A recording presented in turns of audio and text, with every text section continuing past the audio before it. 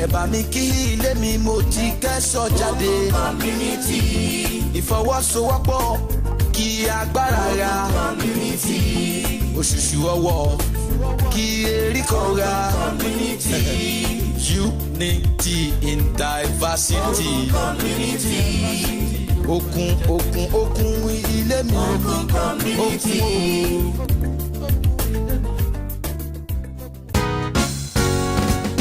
Life is a journey full of twists, turns and stress. Tomorrow may be uncertain. Take insurance today and be secure. Yes, an insurance cover is all you need to secure a better tomorrow. Your business, personal life, child education, motor vehicle and properties all need insurance. Visit an insurance company or broker today and get your insurance cover. Insurance guarantees peace of mind. A message from the Nigerian Insurers Association, NIA. Take insurance today and be secure.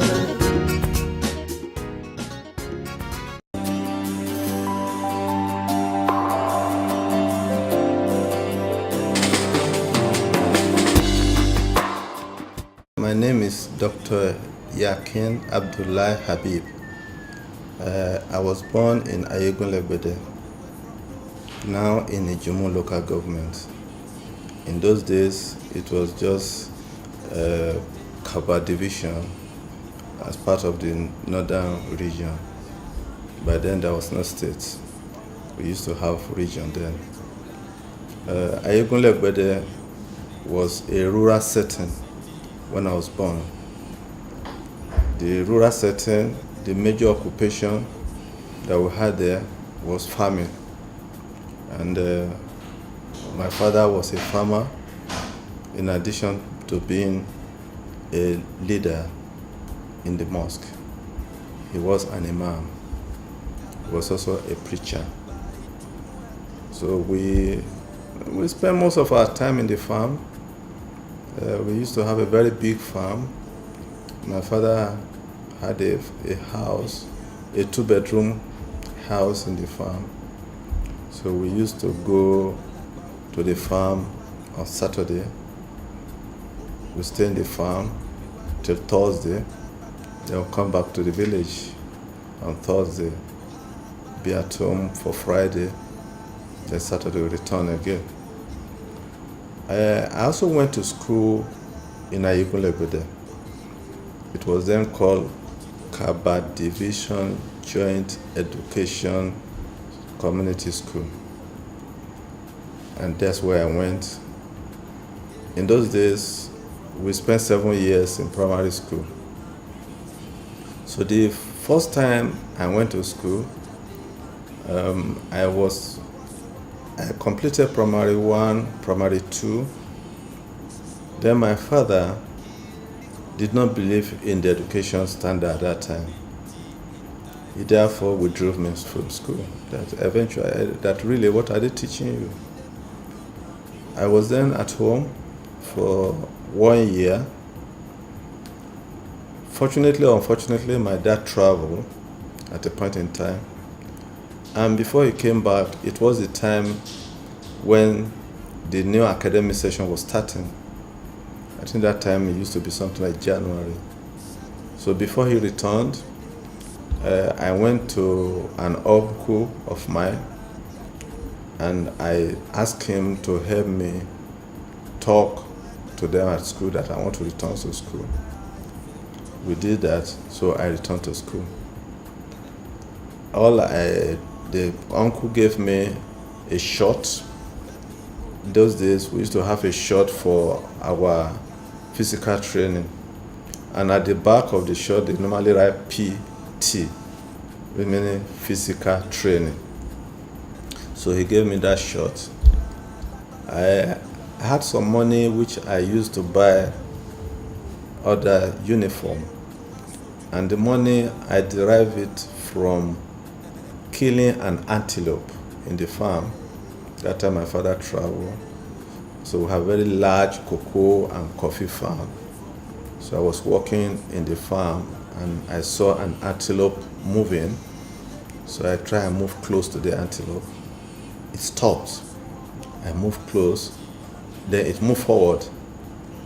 When it moved, I started running after the antelope. It is plain land under the cocoa.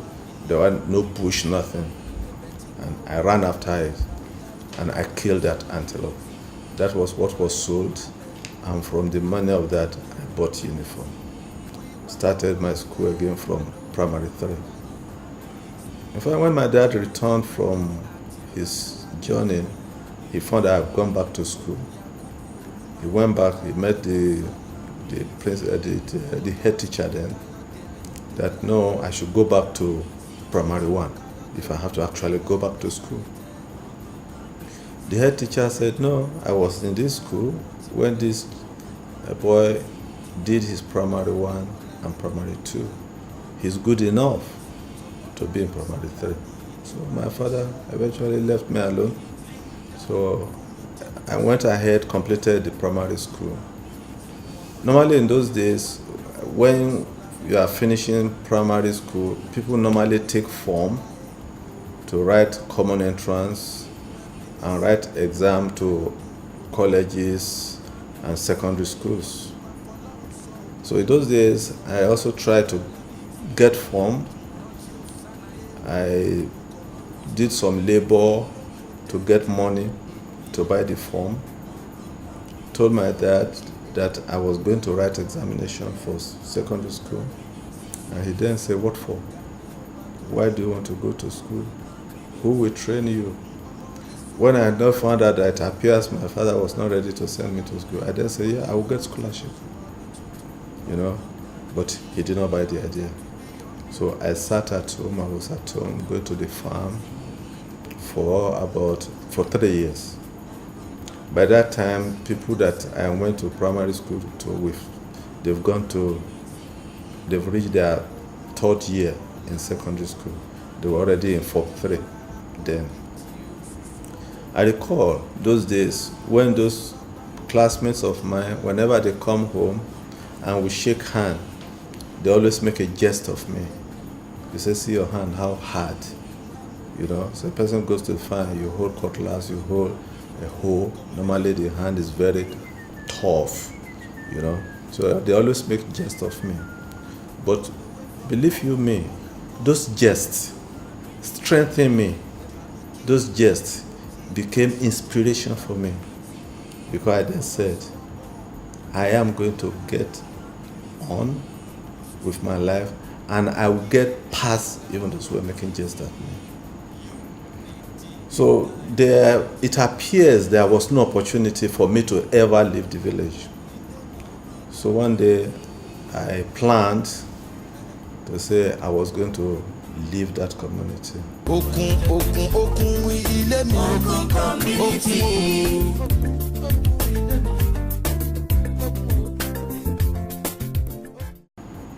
But then there was a primary school classmate of mine who graduated together. He was already in school in Lokoja. He was then in Crowder Memorial College. He was in Form 3. He was about going to Form 4 then. So I told him that I found out which day will he be returning to Lokoja.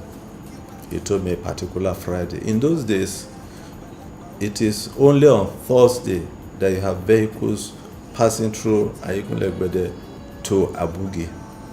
And on Friday, the vehicles will be returning. So I then said he was going to go for one of such lorries. And I told him, I want to travel with you.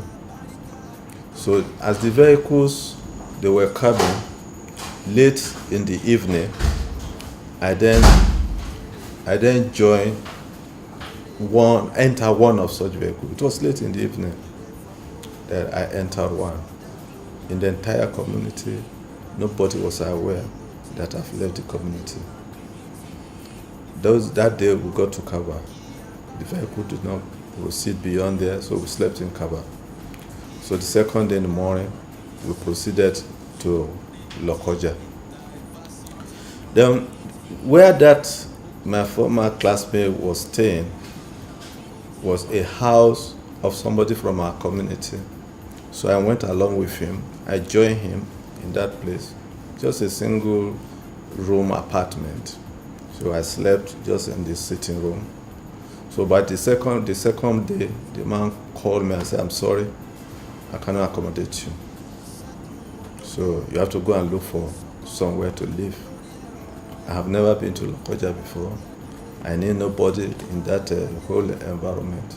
I just said, "Okay, thank you." I then walked out, went to the main street of Lokoja, went round. I saw somebody who was a repairer who was repairing radio. You know, we have those radio with transistor in those days with one big battery. So I told the man I wanted to learn how to repair a radio. There was no television then. And the man agreed. The man was from Ofa. After he had agreed, I then pleaded with him that I want to be sleeping in that shop, very small shop.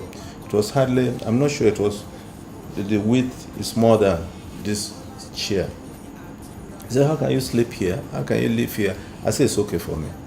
Eventually he agreed. I told him my story. I have nowhere to live. I have nowhere to sleep. I just arrived here yesterday. The man agreed. So I started sleeping there. I then went back to the house, brought my box. If you see what we call box those days, you will laugh. Then I then came, I was sleeping there, and I was learning how to repair radio.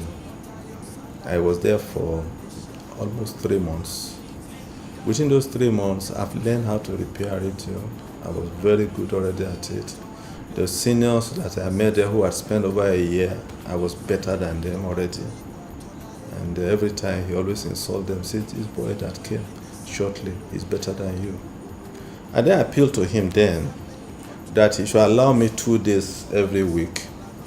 Those 2 days I'll go to town and go and work with bricklayers, mix concrete for them.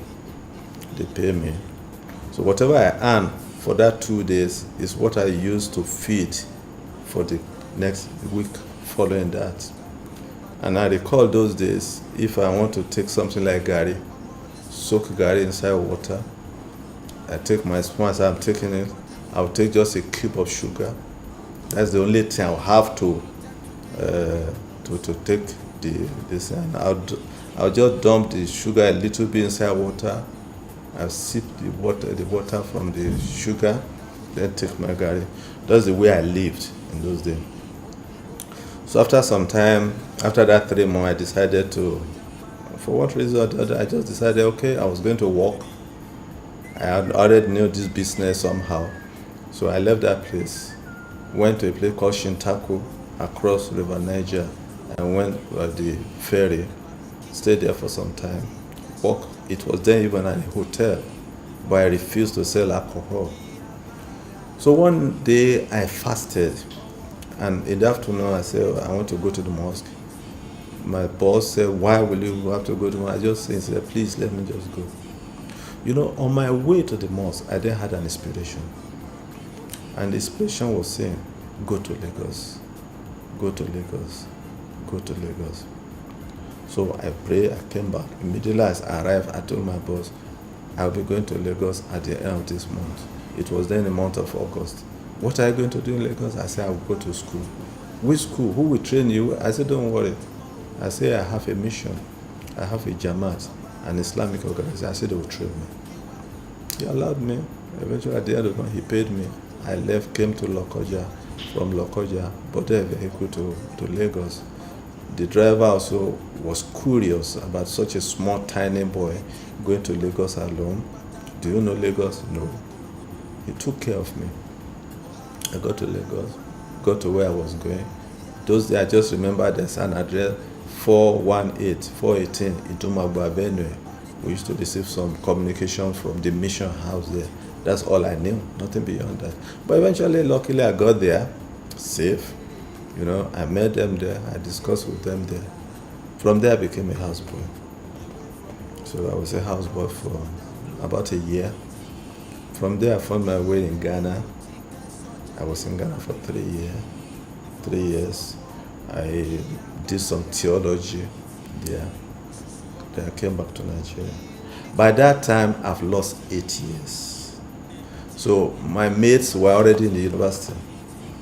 They finished secondary school, they've done HSC, they've gone to university when I came back. Then I came back, stay another 1 year, then I decided to go to secondary school. Life is a journey full of twists, turns and stress.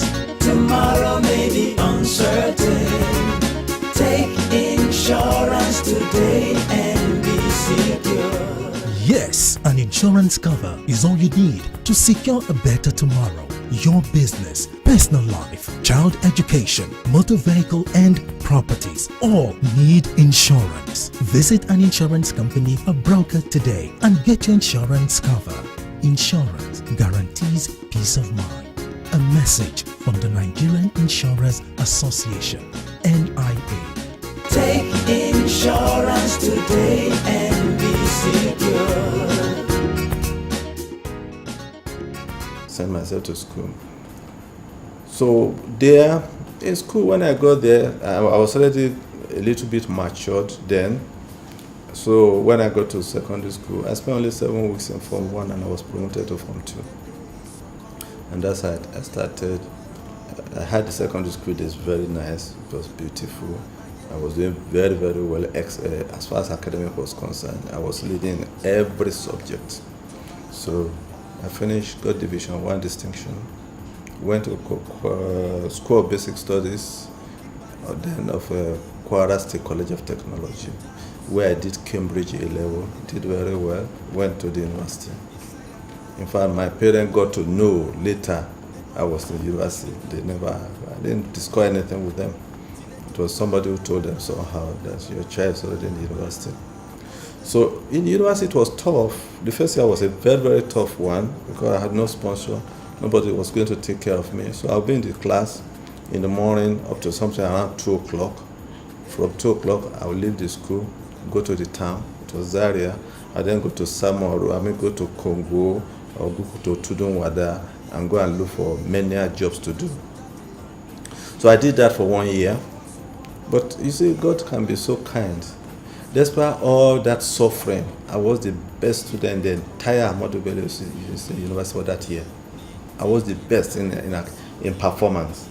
So because of that performance, I was picked from Ahmadu Bello University, and all such students all over the country were picked, and we then went to Lagos to compete for mobile oil scholarship.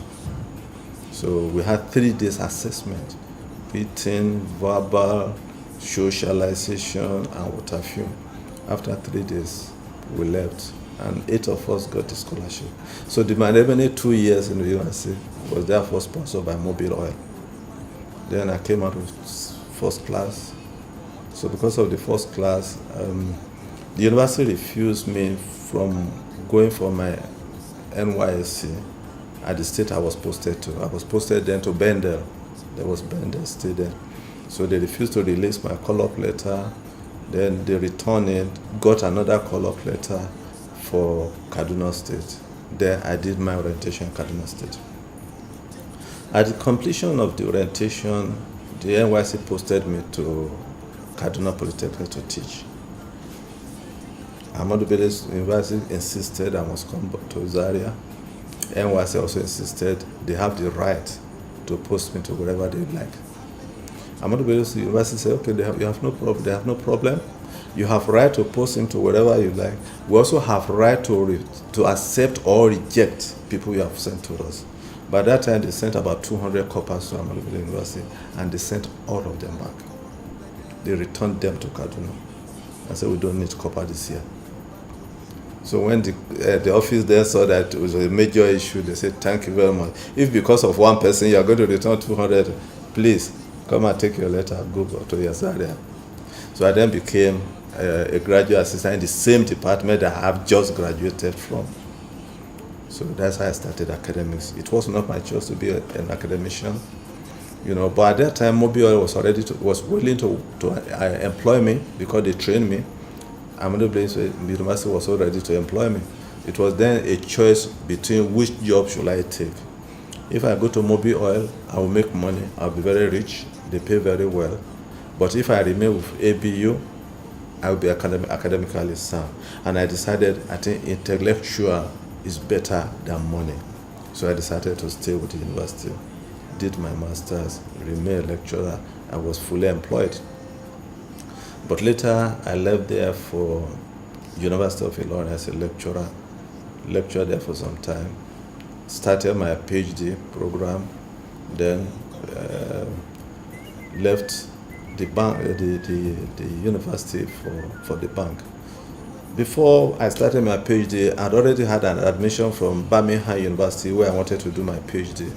I wrote my proposal. I had my supervisor from there, a professor, who had approved my proposal. The university was to train me, they were to sponsor me, but I was going to sign a bond. But I was not prepared to sign a bond. I therefore said I was not going to go to Birmingham University. I would stay in Nigeria and do my PhD. I then registered in the University of Ilorin, Management Sciences, and I specialized in OR, Operational Research. And I did that, I graduated, so I then have my PhD. So I work in private sector. So other than working in the university, I spent a total about 8 years lecturing, both in Ahmadu Bello University and University of Ilorin. And then after that, I now joined Nigeria Industrial Development Bank as an economist, and I was in charge of corporate writing. So I was writing sectoral research for the bank. I did that for just only 1 year. That was 1991 to 92. I then left there, joined, then a new bank was coming up. It was called Urban Development Bank. I joined them as a pioneer staff. I was then employed, I think, first as an assistant manager, and I said, no, I can't take assistant manager. They upgraded it to deputy manager.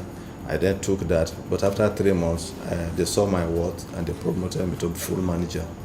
And I became the head of research department. I set up the department of research. I stayed there for up to 1995 when I joined First Bank. First Bank, I did not really apply to go and work First Bank.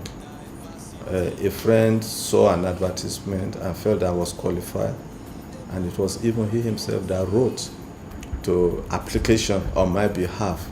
So I didn't know. So when I was invited, I was not available for the interview. But when I came, I saw it, I was wondering how can First Bank be inviting me for interview. So eventually I called them. I phoned the name I saw there, the number I saw there, and I was invited for another interview. I think I did very well. They gave me the job. Even though I was giving them conditions, they gave me even better than the conditions I was giving them when I was eventually employed. And I started there in 1995, June 1, as a senior manager in First Bank. I've remained there in First Bank. I've been promoted at regular interval. I've never really suffered promotion because I've done very well at every point. I've received series of awards, cash awards, letter of commendation, and what have you. And I rose to get to the top of the professional cadre of Deputy General Manager of the bank. In between all this, I also had some stints in public sector business.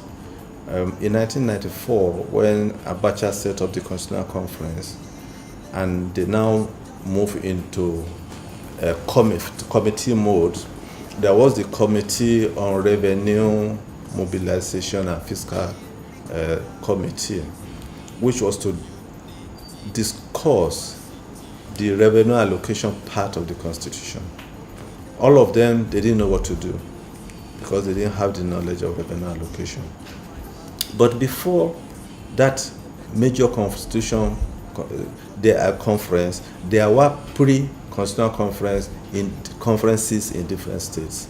And the one that took place in Kogi State, I was invited and I delivered a paper there.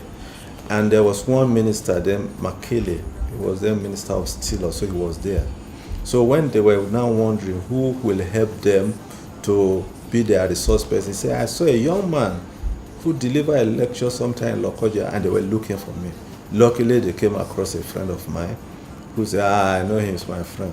And I was invited as a resource person to that committee. And I did a lot of the work, and that became part of the constitution.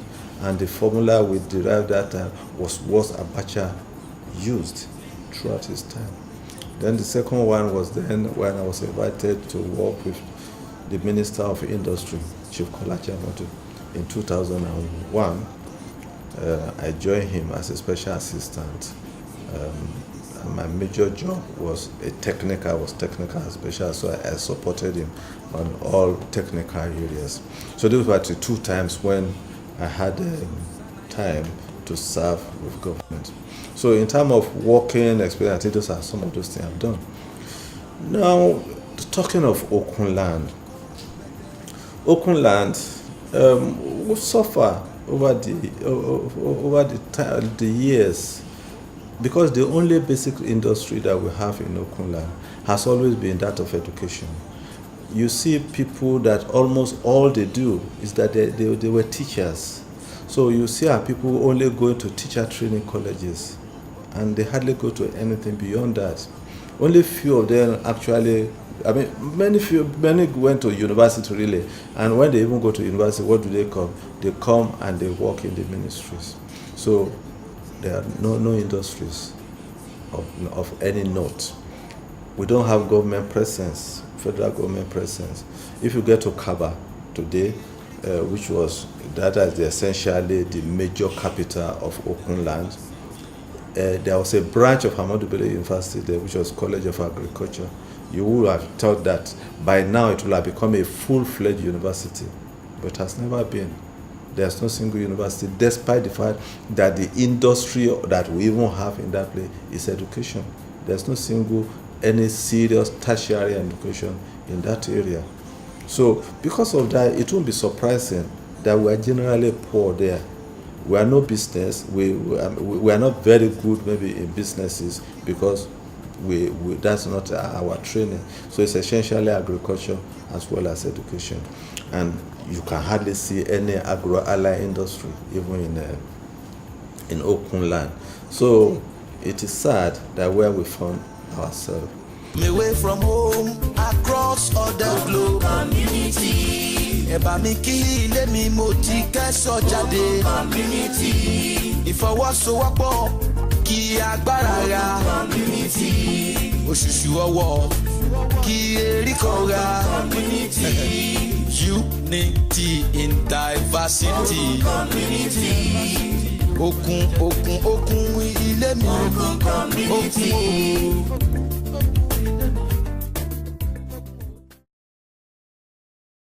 My name is Mike Dr. Lobayo, the Obaro of Kaba. Okun ilé mi. Okun.